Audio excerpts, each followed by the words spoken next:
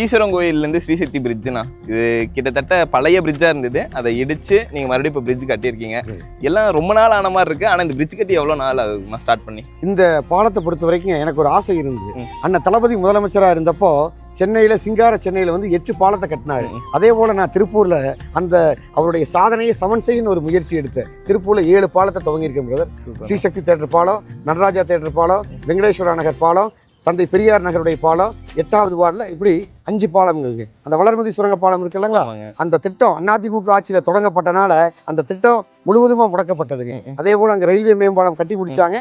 அங்கே பேசி இருந்த வழக்குகளை எல்லாம் வாபஸ் வாங்கி அதற்குரிய நிதியை பெற்று அவங்க எல்லாத்தையும் சமரசம் செஞ்சு அந்த வேலையை முடிச்சிட்டோம். அதே போல் 33ல் கேட்டு தோட்டம் இருக்குல்லைங்களா, அந்த கேட்டு தோட்டத்து பாலத்தை செய்கிறப்போ நிச்சயமாக சிங்கார சென்னை எப்படி 8 மேம்பாலங்கள் 96 2001 வந்ததோ அதே போல் திராவிட மாடல் ஆட்சி 2022 26ல் சமன் செய்யக்கூடிய அளவில் 8 பாலங்களை இன்றைக்கு வேகமாக துரிதமாக நடந்துட்டு இருக்குது. 8 பாலங்களும் வரப்போ போக்குவரத்து நெரிசல் முழுவதுமாக திருப்பூரில் கட்டுப்படுத்தப்படும்.